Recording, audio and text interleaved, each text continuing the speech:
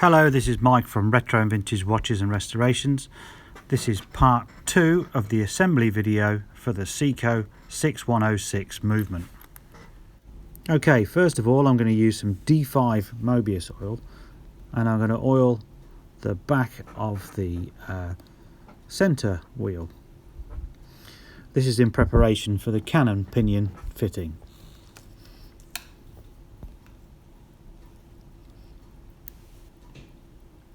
Here's the Canon pinion,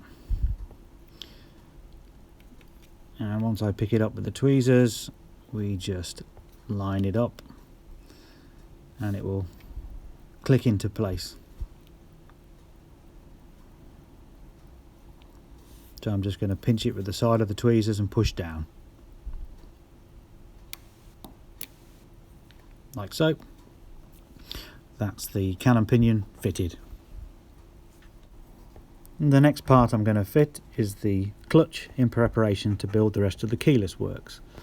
The clutch will need a little bit more of oil, which again is D5, and I'll just slightly oil the teeth there that you can see.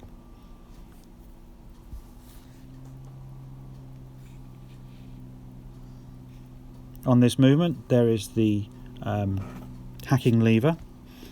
So you have to make sure that the clutch is over the hacking lever in order for the hacking complication to work. It's quite a simple thing. It's just a lever that every time you pull the crown out and the stem, the clutch will move, and it will move the lever which stops the escape wheel.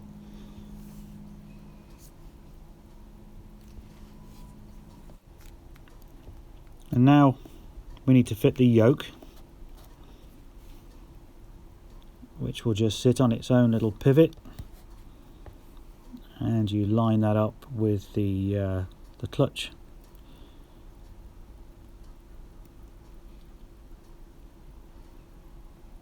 Like so.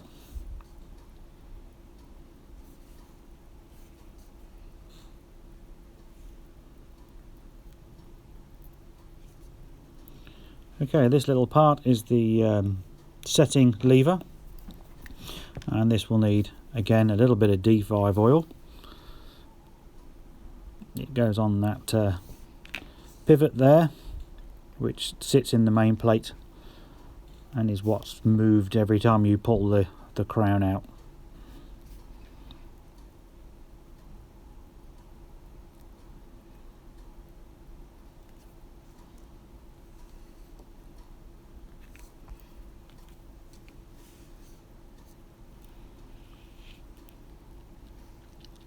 So it just needs to fit into the hole in the main plate, like so.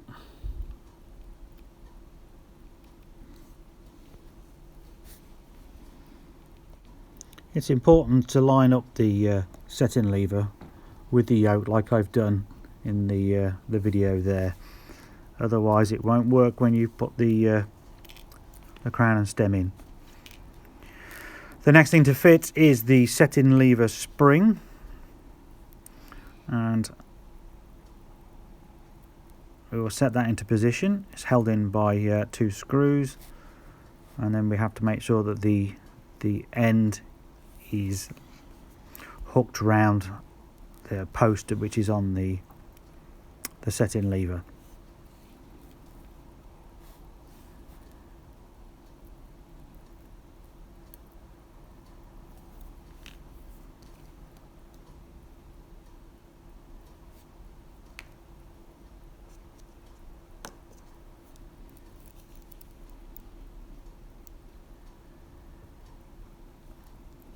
As per usual, you get some nice shots of my fingers.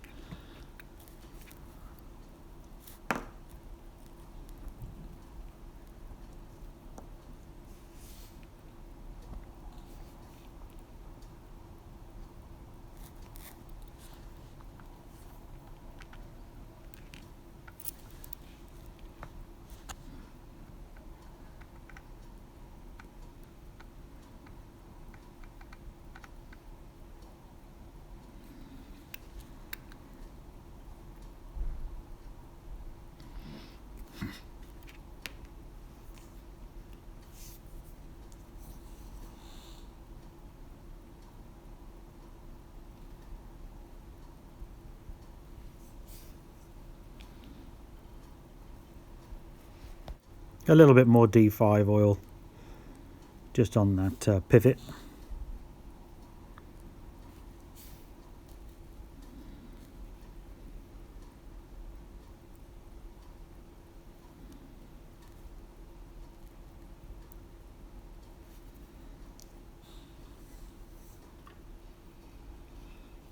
Okay, now we'll fit the crown and stem, and we'll make sure that the keyless parts are working. So I will check the two different positions that you can see there, and if you look at where the screwdriver is near the hole, that's where the balance wheel is, and hopefully you can see that when the crown is pushed in, the balance wheel is moving. When you pull it out, the hacking lever is touching the escape wheel, which then stops the balance. Very simple complication. I don't understand why it's not in more watches. Okay, so the next piece of the puzzle is the date corrector spring, and we secure that with a screw first of all.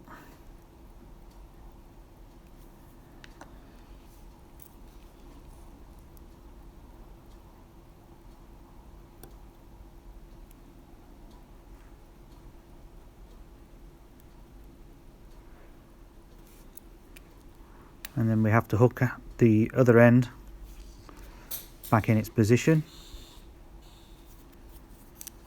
which I use some pegwood. It needs to go over and then under, like so.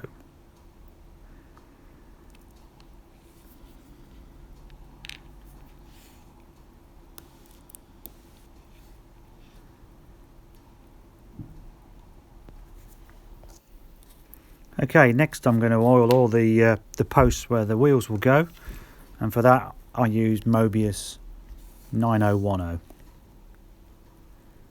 Just a tiny amount on where all the wheels are going to be. Just helps keep the friction down. Too much oil can make the part drag, which then slows the performance of the movement itself.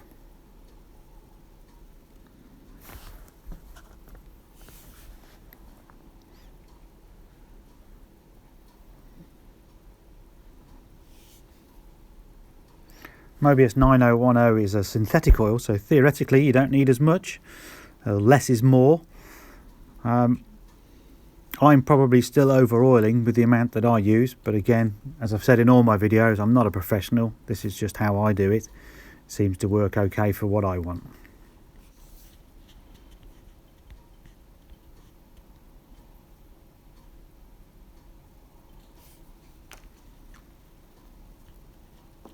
Okay, now I'll fit the date driving wheel, which just fits over there,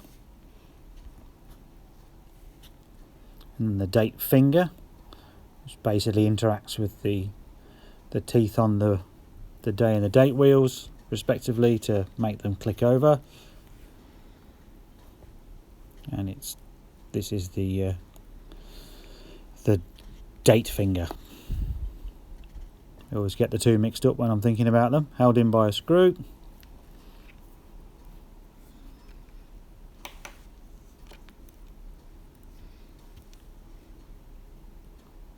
Basically, as the wheel turns through 24 hours, the two little fingers, or two little bits that stick out, like I say, interact with the teeth on the day wheel and the date wheel, and click them over at 12 o'clock.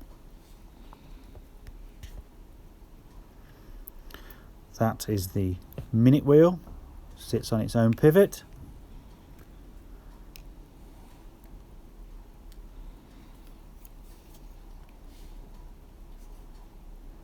And the hour wheel, again, just fits over the top.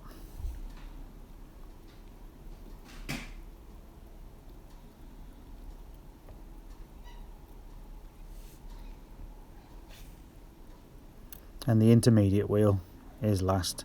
Has sort of two gears on it if you look at it. The 2 gear side goes down into the watch.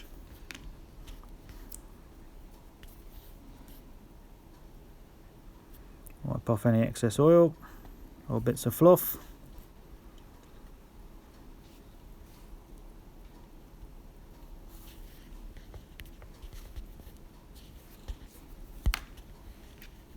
Okay, and lastly is the setting wheel, which is what the clutch interacts with on the minute wheel to make you set the time.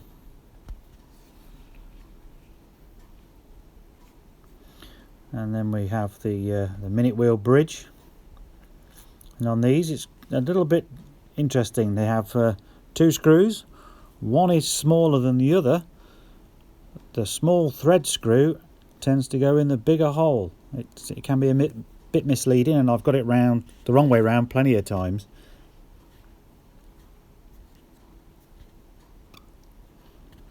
Again, some lovely shots of my fingers.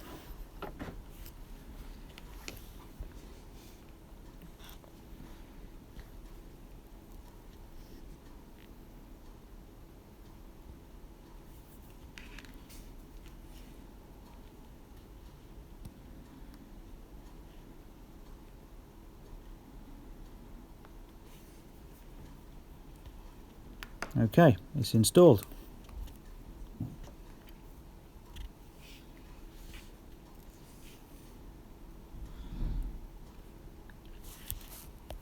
This bit's the day wheel finger. This is actually what makes it move, certainly on a quick set procedure.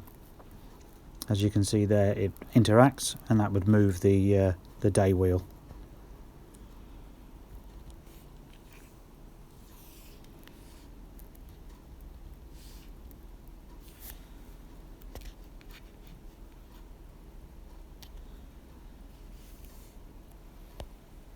This is the date wheel spring, which again interacts when you are changing the date.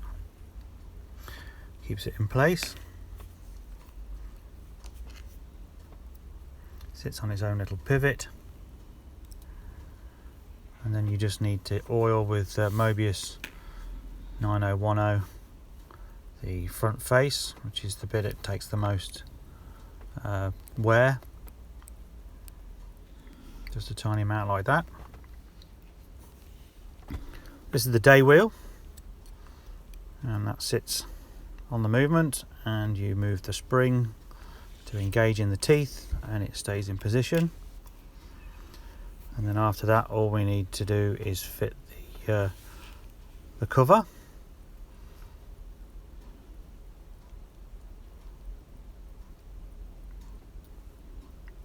And then once that's lined up,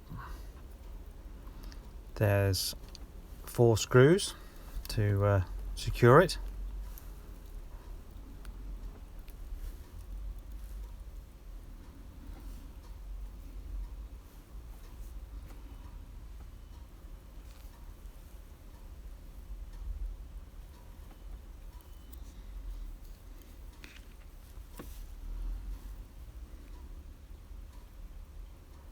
Again, you'll have some nice shots of my fingers during these 4 screws. They're quite small.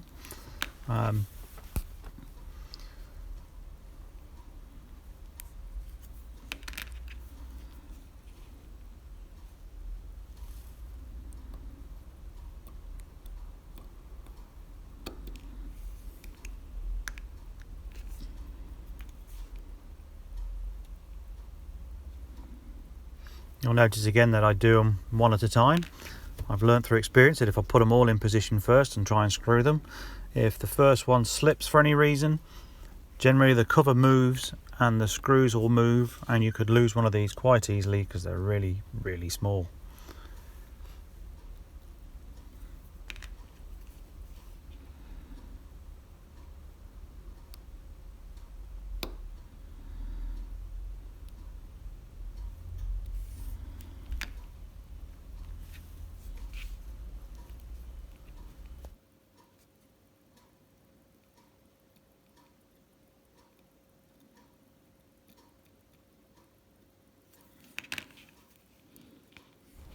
And this is the last one. And then once that's in position, I will use the crown to move the the date wheel to make sure that it's engaged correctly.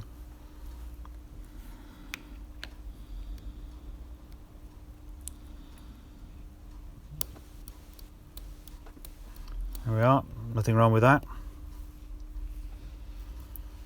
So the last piece there is the day wheel, and that just sits in the middle like so, and there's a spring underneath that you need to move to engage with the star gear, which is underneath the day wheel.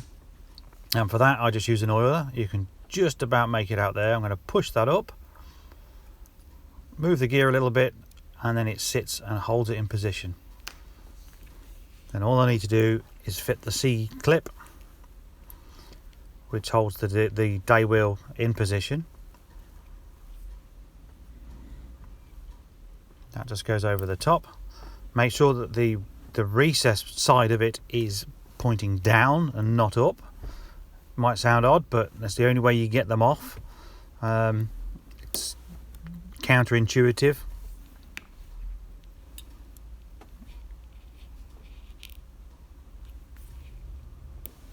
And then we just check to make sure that all the quick set works. Okay, that's working fine. And that's the end of this part of the video. If you found it useful, please like. If you want to see more, subscribe. And of course, join my Facebook group, Retro and Vintage Watches and Restorations. I'll see you in part 3. Thank you for watching.